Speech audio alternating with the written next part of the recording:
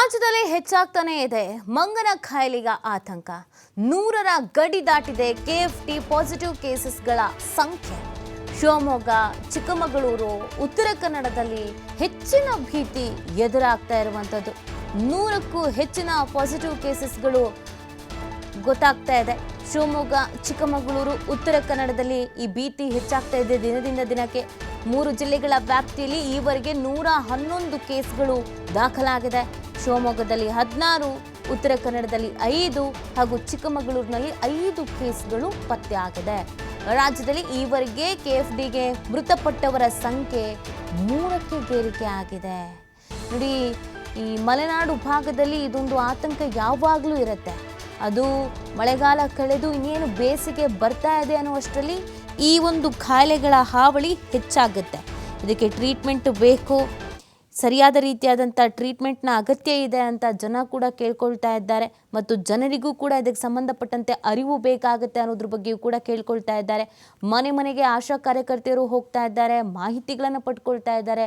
ಸ್ವಲ್ಪ ಜ್ವರ, ಶೀತ ಈ ಥರ ಲಕ್ಷಣಗಳು ಕಾಣಿಸ್ಕೊಂಡ್ರೂ ಕೂಡ ನಿರ್ಲಕ್ಷಿಸಬೇಡಿ, ಆಸ್ಪತ್ರೆಗೆ ಹೋಗಿ ತೋರಿಸ್ಕೊಳ್ಳಿ ಅನ್ನುವಂಥ ಮನವಿಯನ್ನು ಕೂಡ ಮಾಡಲಾಗ್ತಾ ಇದೆ.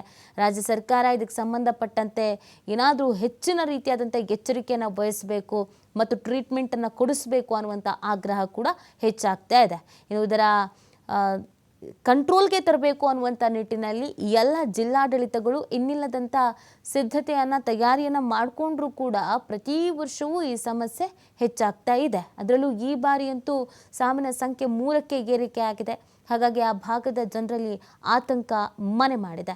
ಮಲೆನಾಡಿಗರು ಇದನ್ನು ರಿಕ್ವೆಸ್ಟ್ ಮಾಡ್ಕೊಳ್ತಾ ಇದ್ದಾರೆ, ಆದಷ್ಟು ಸೀರಿಯಸ್ ಆಗಿ ತೆಗೆದುಕೊಂಡು ಈ ಒಂದು ಕಾಯಿಲೆಗೆ ಟ್ರೀಟ್ಮೆಂಟನ್ನು ಒದಗಿಸಬೇಕು ಅನ್ನುವಂಥ ಮನವಿಯನ್ನು ಮಾಡ್ಕೊಳ್ತಾ ಇದ್ದಾರೆ. ಈ ನಿಟ್ಟಿನಲ್ಲಿ ರಾಜ್ಯ ಸರ್ಕಾರ ಏನು ತಯಾರಿ ಮಾಡಿಕೊಂಡಿದೆ, ಜಿಲ್ಲಾಡಳಿತಗಳಿಗೆ ಏನು ಸೂಚನೆಗಳನ್ನು ನೀಡಿದೆ ಅನ್ನೋದು ಗೊತ್ತಾಗಬೇಕಾಗಿದೆ.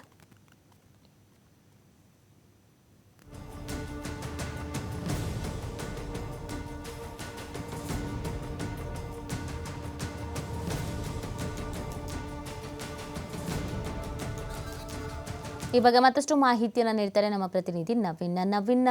ದಿನದಿಂದ ದಿನಕ್ಕೆ ಈ ಮಂಗನ ಕಾಯಿಲೆ ಹಾವಳಿ ಹೆಚ್ಚಾಗ್ತಾ ಇದೆ ಮಲೆನಾಡು ಭಾಗದಲ್ಲಿ.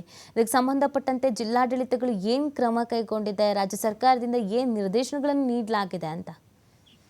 ಹೌದು ನೀತಿ, ಒಂದು ಕಡೆ ರಾಜ್ಯದಲ್ಲಿ ಕಳೆದ 1.5-2 ತಿಂಗಳಿಂದ ಈಚೆಗೆ ಅದರಲ್ಲೂ ಕೂಡ 3 ಜಿಲ್ಲೆಗಳ ವ್ಯಾಪ್ತಿ, ಶಿವಮೊಗ್ಗ, ಚಿಕ್ಕಮಗಳೂರು ಮತ್ತು ಉತ್ತರ ಕನ್ನಡ ಜಿಲ್ಲೆ ವ್ಯಾಪ್ತಿಯಲ್ಲಿ ಕೆಎಫ್ಡಿ ಸೋಂಕು ವ್ಯಾಪಕವಾಗಿ ಹೆಚ್ಚಾಗಿರುವಂತದ್ದು. ಅದರಲ್ಲೂ ಕೂಡ ಕೆಎಫ್ಡಿ ಕೇಸ್ಗಳ ಸಂಖ್ಯೆ 100ರ ಗಡಿಯನ್ನ ಕೂಡ ದಾಟಿರುವಂತದ್ದು. ಯಾಕಂದ್ರೆ ಕಳೆದ 2 ವರ್ಷಗಳ ಅವಧಿಯಲ್ಲಿ ಇಡೀ ರಾಜ್ಯದಲ್ಲಿ 10ರಿಂದ 12 ಕೇಸ್ ಕೂಡ ಪತ್ತೆ ಆಗ್ತಿರ್ಲಿಲ್ಲ. ಆದ್ರೆ ಈ ವರ್ಷ ಈಗಾಗಲೇ ಕಳೆದ ಡಿಸೆಂಬರ್ 15ರಿಂದ ಈವರೆಗೆ 111 ಕೇಸ್ಗಳು ದಾಖಲಾಗಿರುವಂತದ್ದು.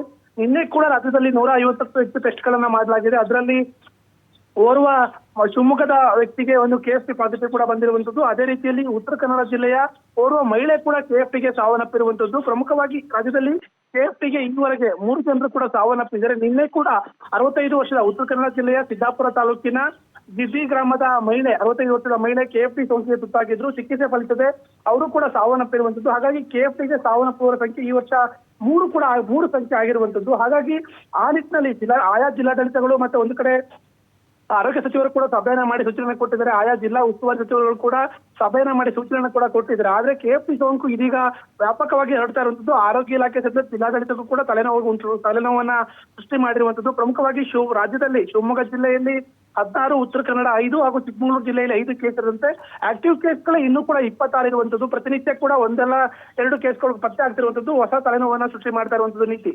ಓಕೆ, ಥ್ಯಾಂಕ್ ಯು ನವೀನ್ ತಮ್ಮೆಲ್ಲ ಡೀಟೇಲ್ಸ್ಗಾಗಿ.